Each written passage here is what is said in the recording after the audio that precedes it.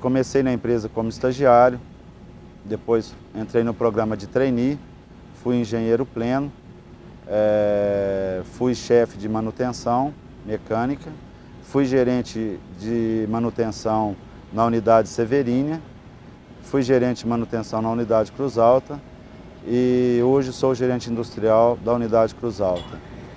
A minha experiência na empresa, eu participei de vários projetos de duplicação da unidade, duplicação das refinarias, implantação da destilaria, projetos de cogeração, implementação de sistemas de manutenção e tive a oportunidade de conhecer todo o processo industrial que nós temos aqui na unidade. O programa de trainee é um programa que é planejado para formar gestores para o futuro, que serão nossos futuros gerentes e diretores.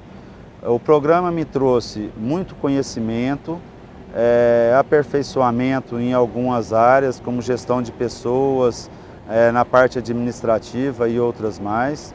O programa de trainee me proporcionou conhecimento, oportunidade e desenvolvimento